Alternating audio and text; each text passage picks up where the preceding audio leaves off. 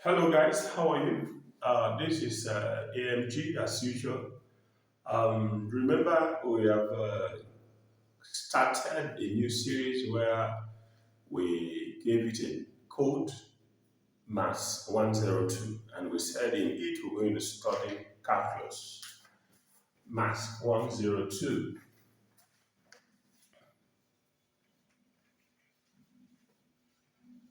and in it we said we're going to do calculus. We're going to do calculus. Now, in our first class, if you can remember, we tried to give us a definition what a function really meant, and we tried to also observe when it's injective, surjective, and bijective as well. And we tried to also identify some functions if they are real, or some relations if they are real functions as well. But at the end of the class, towards the end of the class, if we can remember, we gave some class works where we were asked to identify if those relations are functions. Now, if they're functions, are they injective, are they surjective, or bijective? Now, example of such that we gave was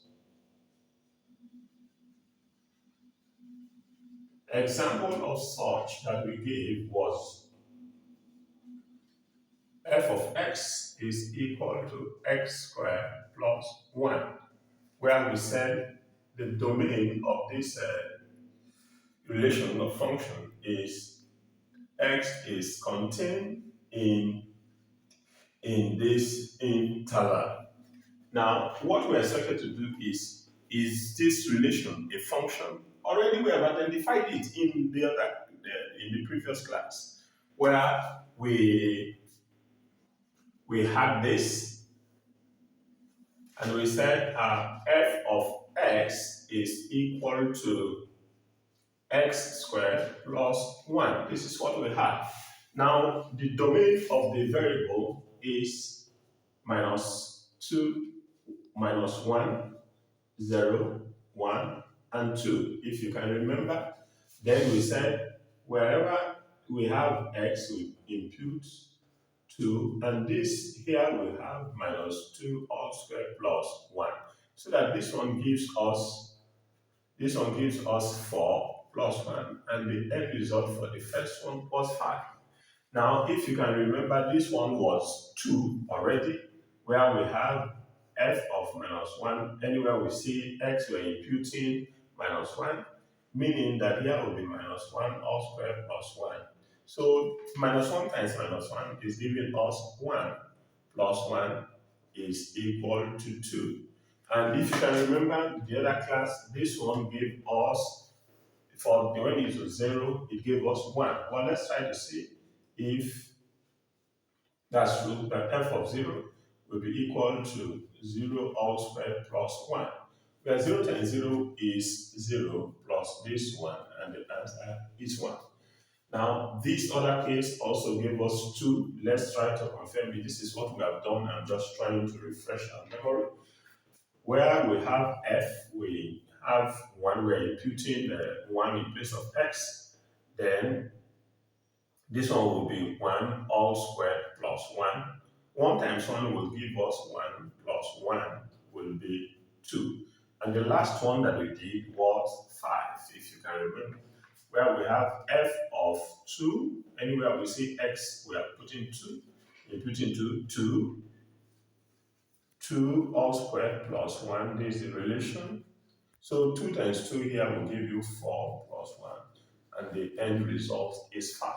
Now we are saying that this will map this will map this will map this will map this, because it's the same 2. If we are trying to use the pairing formula, as in if we have this minus 1, 0, 1, and 2, where this is our domain, then this other side we have 5, 2, and 1. We don't need to repeat because this one is 2. 2 is already taken.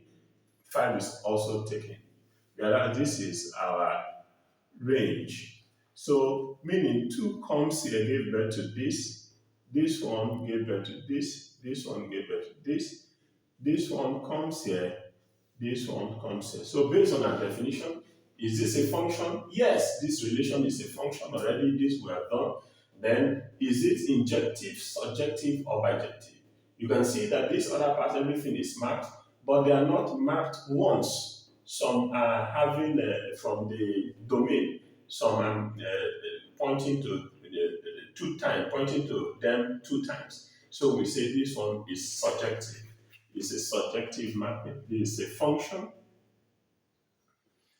It is a function. Then it's a surjective mapping. Surjective mapping. That's what we have. Subjective mapping, that's what we have. Now, the graph of this is what we are interested in. Now, let's try to plot graph to really see how the graph of this quadratic expression will look like. Now, for the graph we have this. Let's see. The numbers that we have here are the maximum one is 2 and the least one is -2. So meaning that here we have -1 and here is -2, here is -3, and here will be 1, here will be 2, and here will be 3. Then for the positive side, the maximum number is 5 and the least is 1. So let's say here is 1, here is 2, here is 3, here is 4, and here is 5. Here is 5. Now, if we have it to be so, then we don't have negative number. If not, we would have gotten -1 and -2. On we go. Now, based on what we have, when we have -2, the term that we have is 5. When it's -2, when x is -2, remember here is our domain, which is the x. Whereas this one is our f of x, which is the range value. Now, if we plot when it is -2, know that it corresponds to 5. So when it's -2, it corresponds to 5. So something here, tracing this one to this point in such a way that it will be in line with this -2. Then when it is -1, it is 2. When it is -1, it is 2, somewhere here. When it is -1, it is 2. Now, when it is 0, it is 1. When it is 0, is 1.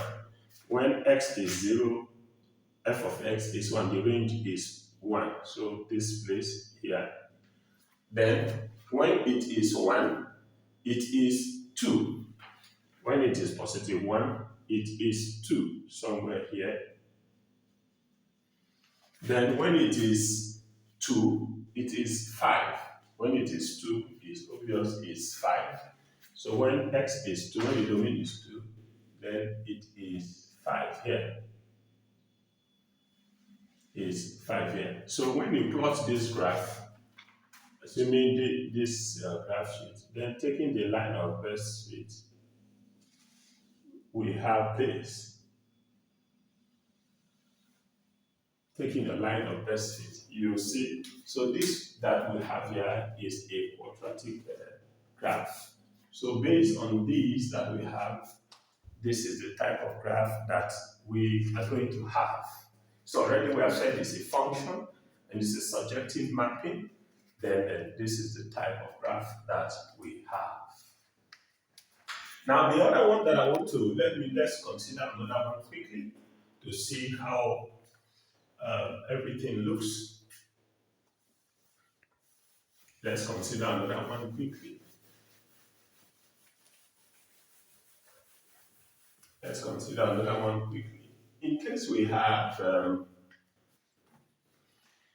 if we have a cubic function, this is equal to x raised to power 2, power 3, where the domain ranges from -3 to +3. If we have it to be so, Then what do we do? As we did in the other case, you can just do it where you know your x values are minus 3, minus 2, minus 1, 0, 1, 2, 3. That's what we have. Now for the relation already you have f of x is equal to x raised to power 3. F of x is equal to x raised to power 3. That's what you have. So anywhere you see x, we are imputing minus 3 in this case, so that you have here minus 3 all raised to power 3. So that this one will give us what? Minus 3 times minus 3 will give you 9. Then times 3 again, times minus 3 will give us minus 27.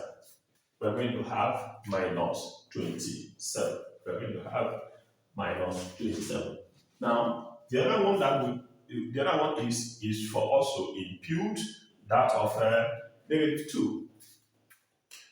This one we are to impute negative 2 so that when we have f of minus 2, so that we have minus 2 raised to power 3.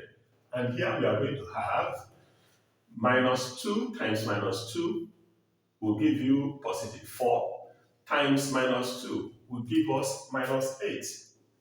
It will give us minus 8. And here we have f of minus 1, so that we have minus 1 all raised to power 3. So minus 1 times minus 1 is positive 1 times minus 1 is minus 1. Then this one will give us 0. 0 raised to power anything is 0. So this one, 0 raised to power 3 is 0. Then this other one here, we have 1 here. This one will also give us positive 1. 1 times 1, 1 times 1 is still 1. Here we are going to have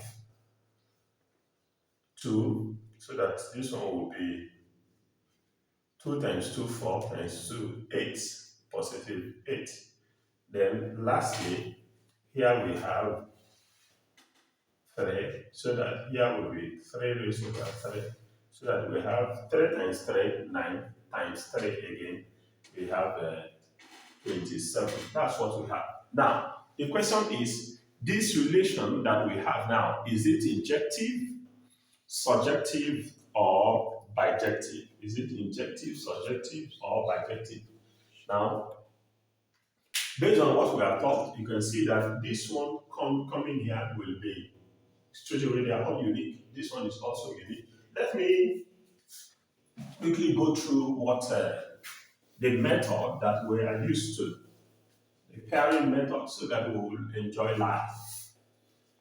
Now, the domain is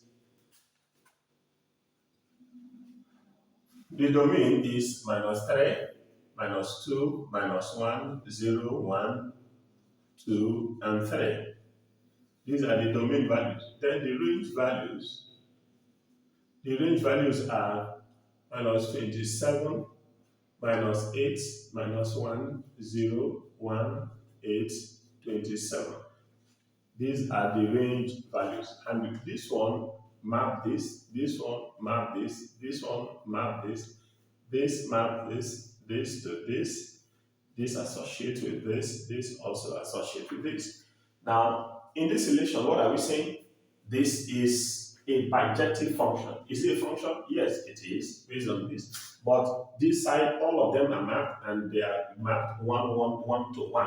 So we say that this is a bijective function. So if a function is injective and at the same time it's surjective, then we say that's a bijective function. So this is a function. It is a function. Then what type of function mapping is it? It's a bijective mapping. Bijective mapping. That's what we have. This is what we have, bijective mapping. Now, we can also try to plot the graph to really know the shape of this cubic function to see how it will go. It will look like the shape of the function. Let's try to see, as we have also done in this one. Here now we have the domain is the domain is on the x-axis. So this is the domain. So, but the highest number is 10, whereas the least one is um, the least one is minus 3. Minus 3. This and say here is minus 4. Then here will be 1. Here will be 2. Here will be 3. Here will be 4. Now this is the domain. This is our domain, which is the same thing as your x-axis, the domain axis, which is the same thing as the x-axis. Then the range axis, which is this other one, which is the same thing as your f of x. Then the highest term there is 27. So if the highest term is 27, then what do we do? What do we do? We take it in terms of 5, or we take it in terms of 10, or what? Let's try to consider that of 5 to see how we can enjoy it. The units here, let's take 5, let's take 10 here, 15, 20, 25, 30. This is okay for us. This is okay for us. 30. Meaning here, the downway will be, here will be minus 5, and here will be minus 10. On we go. But we don't have these values, so there is no point. Now let's try to see how it goes. When it is minus 3, what happens? We have positive 20, negative 27. When we have minus 3, we have negative 27. Sorry, we have negative values. There are negative values here. There are negative values here. So meaning this our diagram, we have to adjust it. Let's adjust it so that we will have what we really want. Let's adjust it to this point here. If we adjust it to that point, then as we did here, here will be 1, here will be 2, here will be 3, here will be 4. So here will be minus 1, here will be minus 2, here will be minus 3, here will be minus 4. Then this other side, let's take the units, let's make it 10, minus 10, here will be minus 20, here will be minus 30 for the sake of space. Let here be 10, let here be 20, let here be 30. Let's here be 30. Now, so that we can have all the points. Now, let's look at it. Let's look at it. When it is minus 3, it is minus 27. When it is minus 3, it is minus 27. Let's assume 27 is somewhere here, close to 30. Close to 30. When it is minus 2, it's minus 8. When it is minus 2, it's minus 8. Minus 8 will be somewhere here, close to 10. Sorry, this is not what I need. This one is not minus. This is not minus, is this way. So we are going to reconsider it. When it is minus 3, we have minus 27. So minus 27 will be somewhere here. Will be somewhere here. This is minus 27. So when it's minus 2, it's minus 8. Minus 8 is somewhere here. Minus 8 is somewhere here. When it is minus 1, we have minus 1 as well. Minus 1, minus 1. When it's minus 1, we have minus 1 as well. Say it's somewhere here when it's minus 1. Minus 1 here, say it's somewhere here. Say it's somewhere there. Then when it is 0, is also 0. When it's 0, is also 0. That's what we have. Now, when it is positive 1, is also positive 1. When it is positive 1 on this axis, is also positive 1 here. So let's say positive 1 is also in this place. When it is 2, is 8. 2 is 8, 8 is say is somewhere here. Then when it is 3, we have 27. When it's 3, we have 27. 27 is somewhere here. Just say 3, 27. 27 is somewhere here. So if you try to plot this graph, the way it goes, you see that it's a function like this. If you take the line of best fit, this is how it goes. This is how it goes. Well, this one is f of x is equal to x raised to power 3, where the domain is x is a member of this. It can take any value in this one. So this is the function that we have for this very case. That's the shape of the function that we have in this very case. Now let's try to consider one other some more to really see how it looks like. Let's look at the inverse case. Let's look at the inverse case. Let's look at the inverse case.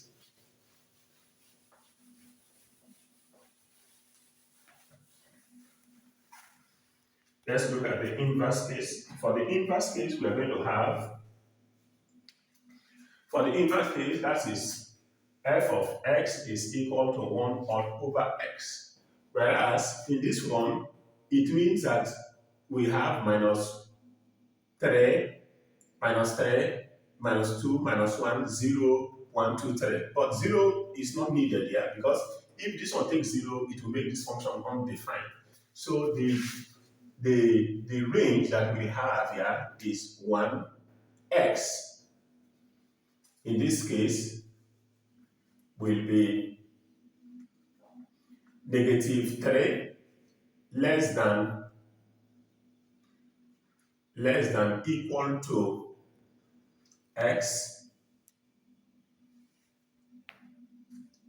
and negative and x less than equal to. No, let's not. We'll take it in terms of union, where we say we have negative 3, yes, less than equal to negative 1.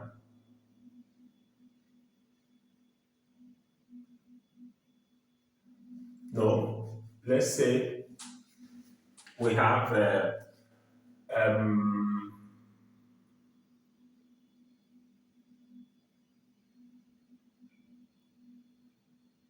x. Okay, let's say we have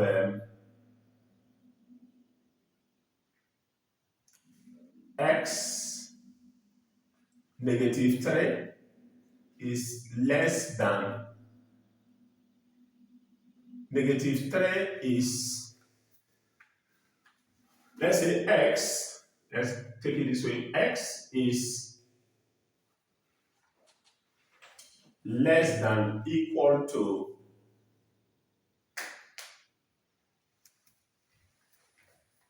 x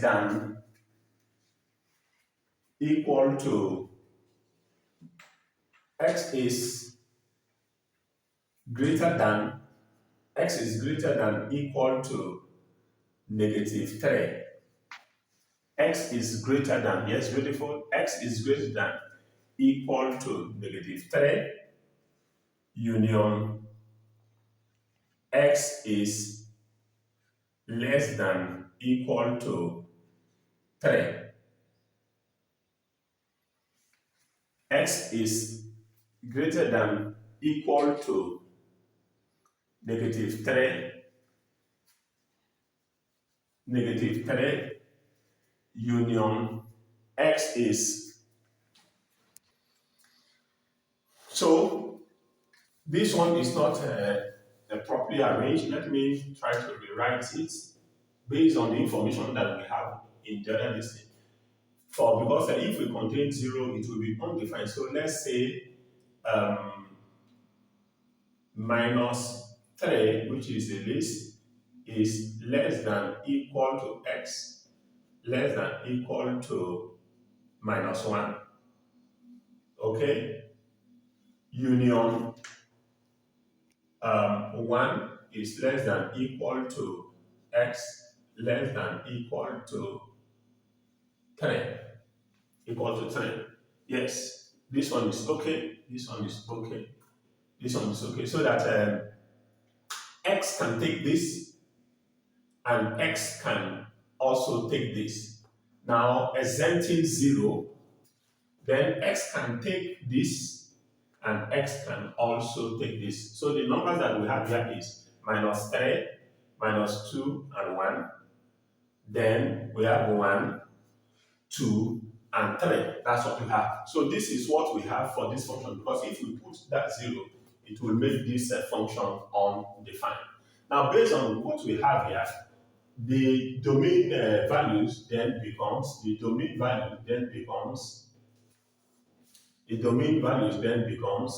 minus 3, minus 2, minus 2, minus 1, based on what we have here, union 1, 2, 3. Union 1, 2, 3. This one does not contain 0, because if we put 0, it will make this system undefined. So that's what we have. Now, if the function that we have here is 1 all over x, So if we put this, therefore, for this, f of 1 all over minus 3, we have x over 1 over 3, we have negative 0.3333 on we go. Now, for this one, if we have f of 1 all over minus 2, then we have negative 0.5. That's what we have. Negative 0.5. That's what we have. So for this one, if we have f of 1 all over 1, then this is the same thing as minus 1. This is equal to minus 1. For this, if we have f all over 1, then this is 1. Then for here, if f 1 all over 2 means f 1 over 2 means 1 over this. So this one is also 0.5. Then for f 1 all over 3 implies 0.333 on we go. That's what we have. So we can also determine if this is a function or not. Yes, first of all, it's a function. Now, what type of function is this? Is it injective, surjective, or bijective? Now, if you look at this one is unique, this one is unique, this one is unique, this one is unique, this one is unique, this one is also unique. So this one is a bijective function, because the function is both injective and surjective. All of them are also mapped, and they are all mapped to a unique value. So we say it's a bijective function. Now, if we try to take a graph of what we have, let's see how it looks like. Let's see how it looks like. Let's see how it looks like. If we take a graph of what we have, then we are talking about the highest number in the domain is 3, and the least is minus 3.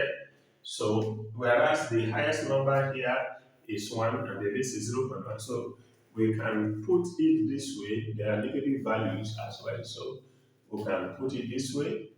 Here is minus 1, here is minus 2, here is minus 3. That's what we have. Then just say minus 4. Here is 1, 2, 3, and here is 4. Then for this other side, we have the highest number is minus 1. The highest number is minus 1. So we have, first of all, we have, let's say here is, let's say here is 0.5, then just here is minus 1. So here will be also 0.5, then say here is 1. That's what we have. That's the highest and the least number that we have. So if when it is minus 3, what do we have? When it is minus 3, we have minus 0.03. So it's minus 0.3. So just say here, somewhere here will give us minus 0.3. So somewhere here, because this is 0.5. So when it is minus 2, we have 0.5. When it is minus 2, we have 0.5. So just say somewhere here. Then when it is minus 1, it is minus 1 as well. When it is minus 1, it's also minus 1 as well. So just say somewhere here. Somewhere here. Now for the, when it is 1, it is also 1. When it is 1, it's also 1 here. It's also 1. When it is 2, it is 0.5. When it is 2, it's 0.5. Then when it is 3, it is 0. When it is 3, is 0.3. Say 0.3 is somewhere here. So how does this graph go? If you plot it, you will see that this one is going this way. This one is going this way. Is going this way. Then this one is also coming this way. So this is the function that we have for the inverse function. For the inverse function within that domain, where the domain is this that we have, where we have minus 3 is less than equal to x, less than equal to minus 1, union 1 is less than equal to x, less than equal to 3. That's what we have.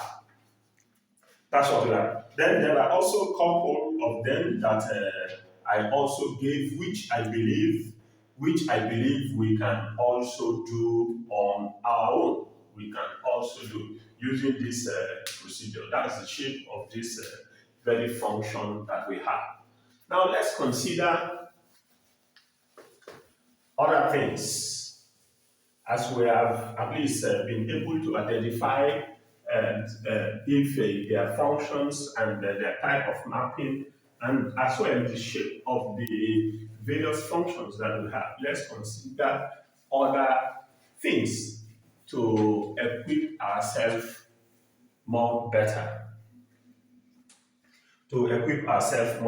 Now, in this one, I want to talk about, there are sometimes functions will be given, but domain will not be given. Functions will be given. There are cases where functions will be given, but the domain will not be given. And you will be asked to determine the domain and the range of the function. Now let's consider just few examples.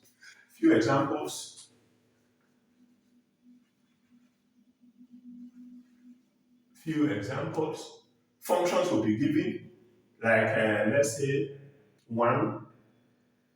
Let's consider this function f of x. F of x is equal to x raised to power 2.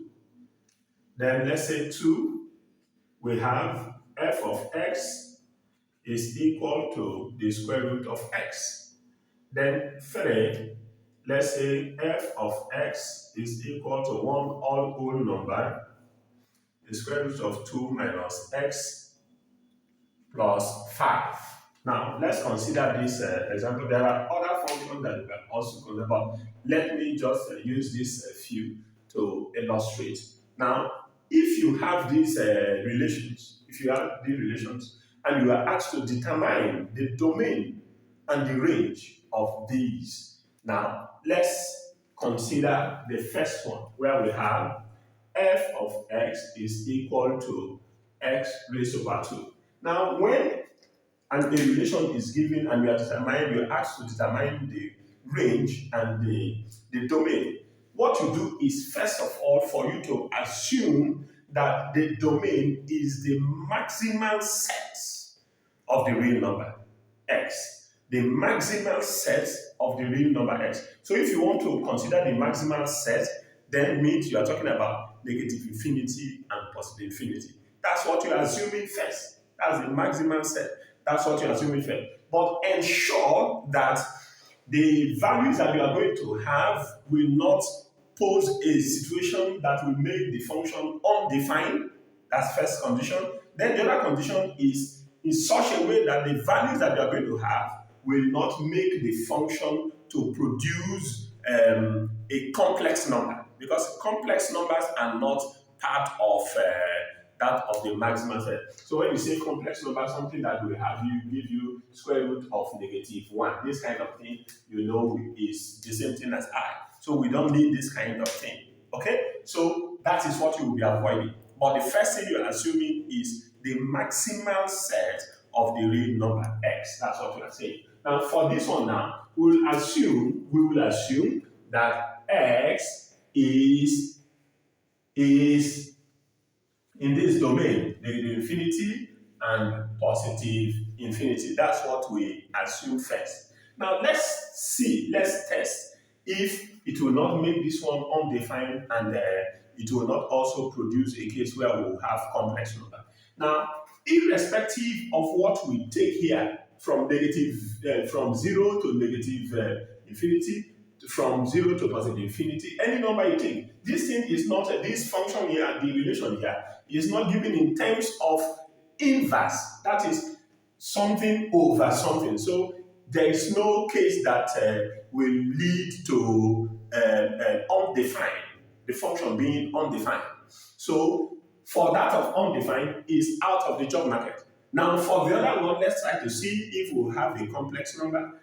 If you take 0 here, this one will give you 0. If you take 1, -1, if you assume you are going to the left side, -1 will give you 1, -2 will give you 4, -3 will give you 9, -4 will give you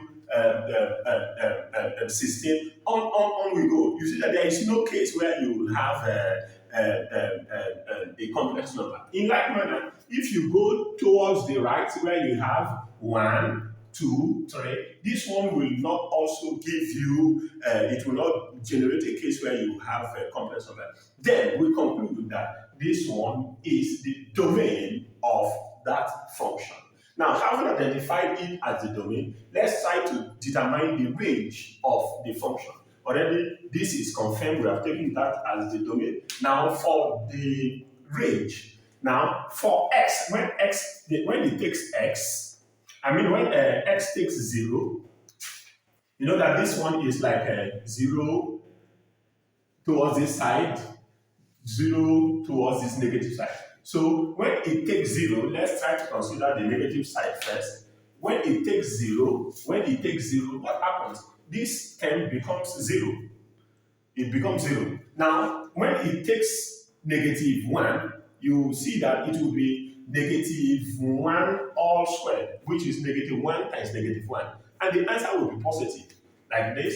When it takes 0, 0 squared, -1 squared, -2 squared, -3 squared, on we go. So this one will give you 0, this one will give you +1, this one will give you +4, this one will give you +9, this one, if you go further, this one will give you +16, if you go further, this one will give you +25, on we go. So when you take the negative values, that is the values towards the left, you see that, yes, they are all coming out, but in positive terms, Now let's consider this right-hand side to see how it goes.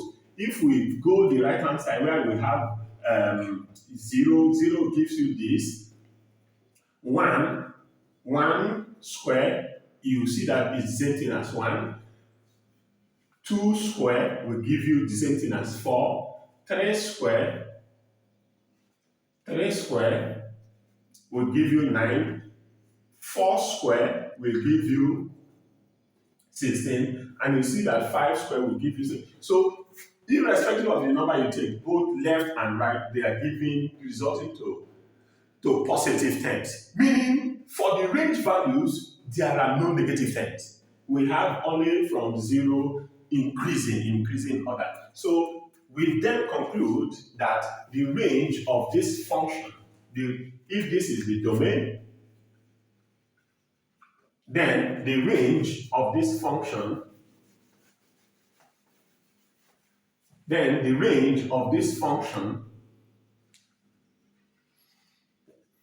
is 0 is taken, then towards positive infinity. That's how it increases. So for this function, we have been able to determine the domain by ourselves, which we said is the maximal set, but ensure that there is no case of that will give you undefined, and a case where you have a complex number, and this will satisfy that criteria. And after imputing the values, we saw that there was no negative value. All were positive value from 0 up, and this is what we have. So this is the range of that function. Now, in like manner, we can also try this. If we try this, then meaning that f of x is equal to the square root of x. Now, based on what I've said, we are going to assume the maxima, the biggest real number set, which is negative infinity and positive infinity. Now, if we consider that, but ensure that there is no case that will give you undefined. For this one, it will not give us a case where it will be undefined because the function is not given in terms of inverse. It's not an inverse function. Now, but it has a square root. Now, if it has a square root, then we have to be very careful. Because if you impute negative values, there is a possibility that we may have complex numbers. Now, first of all, we are having this, we are assuming this. But is it sustainable? Is it sustainable? No, because when you put 0, let's put 0 here. If you put 0 here, now 0 is sustained. 0 is taken. Now, if you put negative 1, you will see that it will give you a complex number. If you put negative 2, that negative value will give you a complex number. So all the negative values are not sustained. 0 is taken, but all the negative values are not taken. But if you go towards the positive side, those ones are also sustained. So this becomes the domain. First of all, we assume the maximal set, but after imputing with those criteria of not having a complex number and that of a case of undefined case, we've seen that the negative values will not come in because of the square root. Okay? So, but 0 is sustained and all the positive numbers up to infinity and not negative values. Now, for the range, what do you do? If this one becomes the domain, if this one is our domain, then what's the range? Now, based on what we have here, if you put here 0 is 0, if you put negative positive 1 will give you, square root of the 1 will give you 1.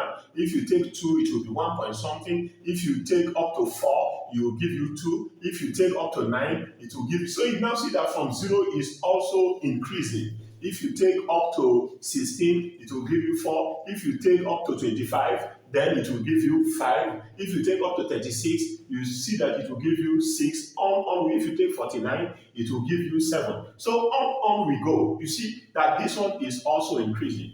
Therefore, the range is also 0, then is also increasing. This one is the range, is the domain, and is the range. So this is the domain and this is the range of this function. Now, for this last one that we have, where we have f of x is equal to 1 all over square root of 2 minus x plus 5. This one, I have said we should determine, we should assume the maximal set. Now, if we are assuming the maximal set, there is a case that will give you undefined if you put a particular number. The maximal set is this. Now, if you put 0 here, 0, this one will not make it undefined. But if you put 2 here, if x takes 2 here, you will see that it will 2 minus 2 will be 0. So this part will be undefined. We don't need anything that will make the system undefined. So 2 will not be taken. 2 will not be taken. Now, if 2 is not taken, what of 3? If 2 is not taken, what of 3? 3 will not also be taken. 3 will not also be taken, because if 3 is taken, 2 minus 3 will give you minus 1. And there is a square root. So it will make this side complex number. If you take 4, it will give you minus 2, and it will give you, so anything from 2 will make it undefined, 3 and 4, all those ones are not taken. They are not taken, because if you take them, it will make them either undefined or it will generate a complex number. Therefore, the things that will survive, the values that will survive here are 1. 1 will survive if you put 1 here. 2 minus 1, square root of that, this plus this, it is sustainable. If you take 0, this side is off, and this one will remain. If you take minus 1 times this will make it positive. If you take minus 2, so we are taking 1, because if we put 2 will make it 2, so 2 is off the job market. But rather what we have is towards the left, but 1 is taken. 1 is taken. Either you have it this way, or you say, or you can write it as negative infinity, comma 2. If you use this bracket, it implies that this one is not taken, but from the 1. In like manner, this one too, we can also write 1. If you write 1, this one too, if you write 1, comma, positive infinity, sorry, if you have negative 1, comma this, then this and this are the same. This and this are the same for the range. So in like manner, this you can also write similarly, and so on and so forth. Now, having gotten this, the domain of the function, then the next thing is for us to determine the range, which I will leave for the audience to help us figure out if this is the domain of this function, then what is the range? What is the range?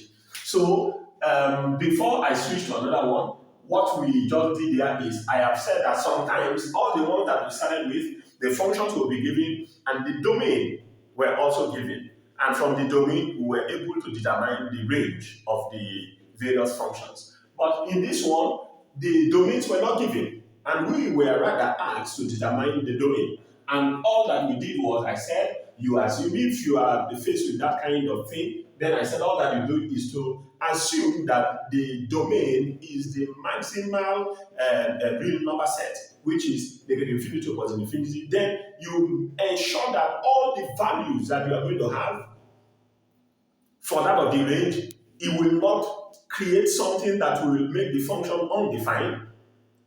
At the same time, it will not generate a complex number, because we're interested in the real number set, the set of real number. That's what we are interested in.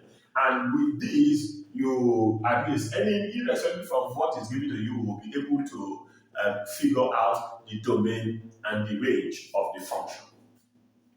Now, the next thing I will want to quickly talk about is that of if a graph is given. Let's assume the function is not given, but a graph is given.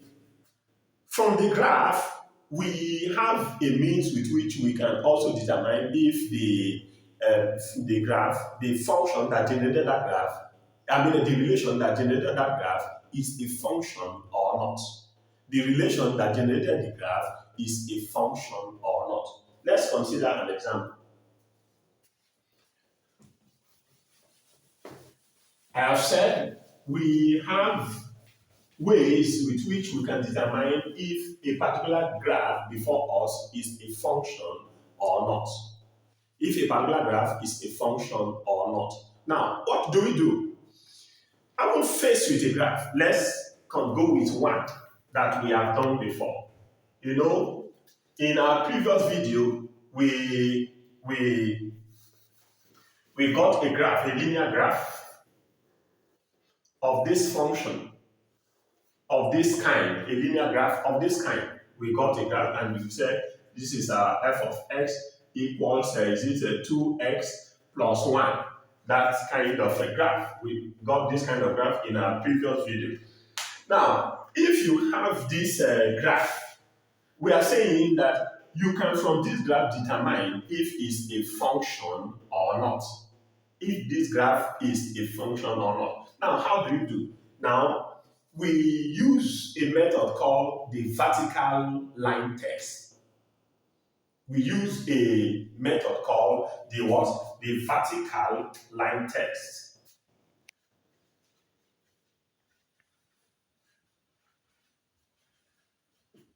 The vertical line test. Now, how does this help us to determine if a particular graph is a function or not? Now, all that you do is you have a vertical line in this manner, then sweep it across the function, assuming this is a vertical line, like this straight, then allow the line to sweep across the function. Now, as it's going, make sure that the line is touching the function only in one place.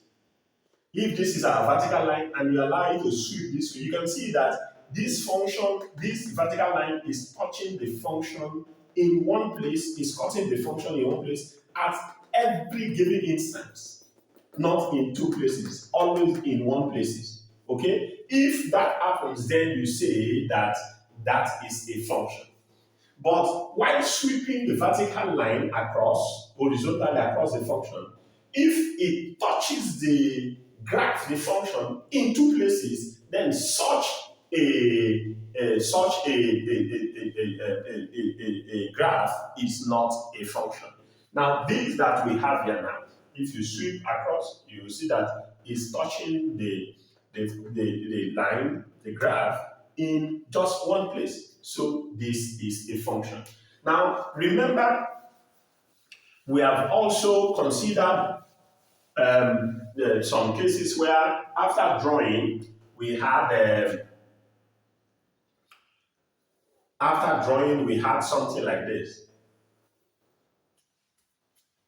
The vertical line test, allow it to sweep. Now, at every given time, you see that it's touching the line in one place.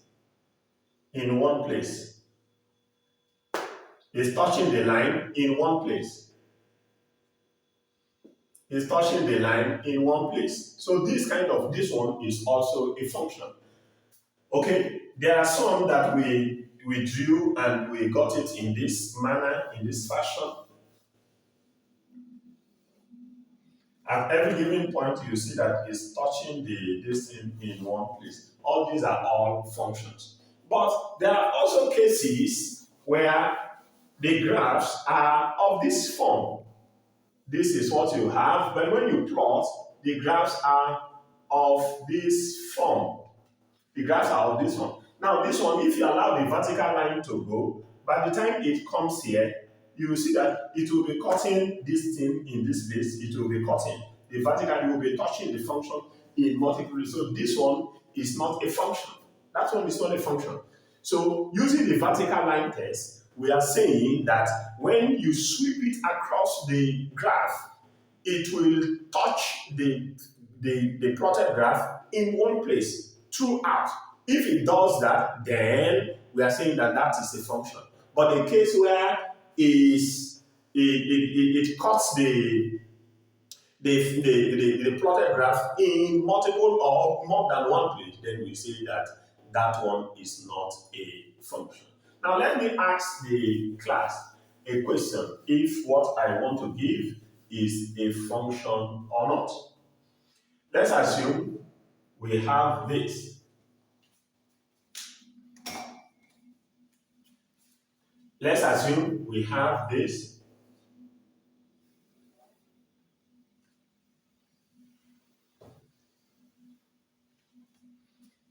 Is this a function or not? Is this a function or not? Now, this graph that you have has been gotten as a result of the pair, a pair of both the domain and the range. Now, but is this a function? How do you know? You allow the vertical line using the vertical line test. When it comes here, you see that it's cutting it in one place, it's cutting it in one place, it's cutting it in one place, the vertical line test, it's cutting it in one place throughout. So this is a function. That is a function. That is a function. Now, let me give you another one. Let me give you another one to see if it's a function or not. Let's assume we have this. Let's assume we have this. And we have a function of this nature. We have a function of this nature. Now you can now see that using the vertical line test, at every given point, you see that it's also cutting. So this one is also a function. So that is the beauty of what we have learned today in this class. So in summary, we were given some functions.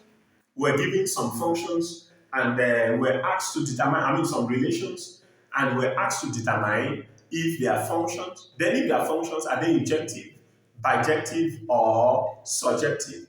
This we were able to cover in this class.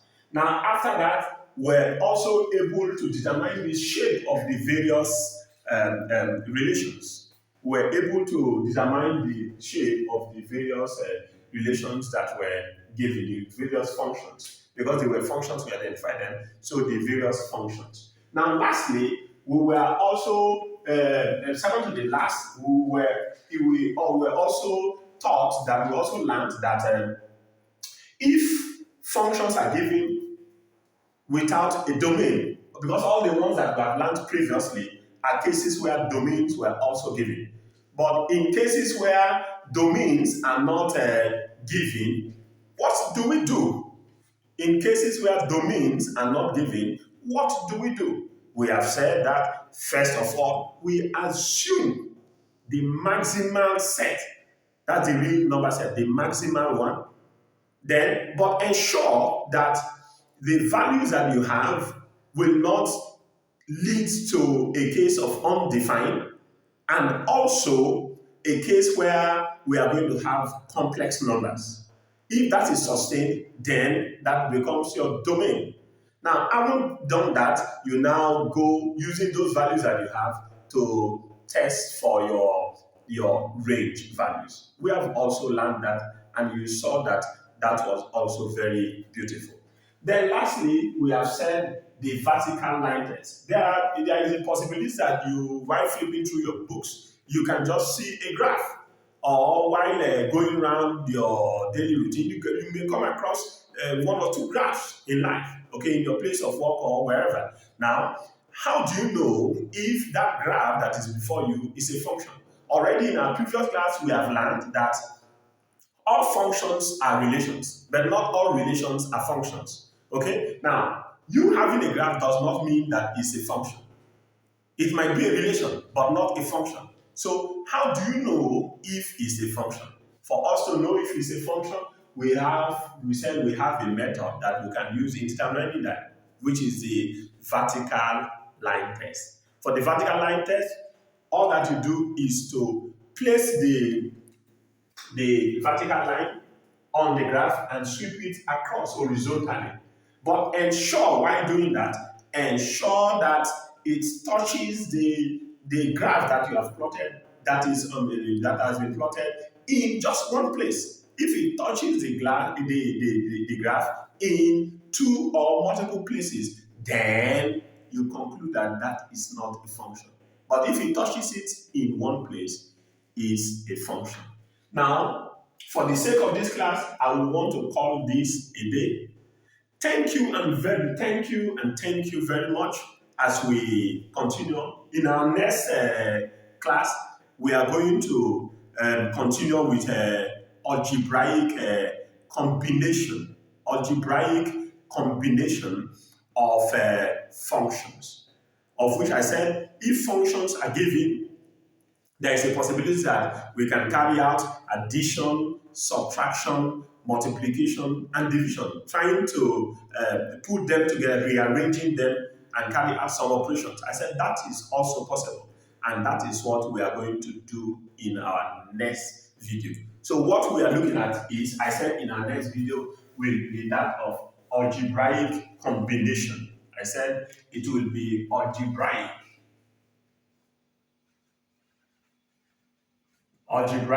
combination of functions. Algebraic combination of functions. That is what we are going to learn in our next videos. I thank you very much for standing by to enjoy mathematics. This is your usual lecturer, A.M.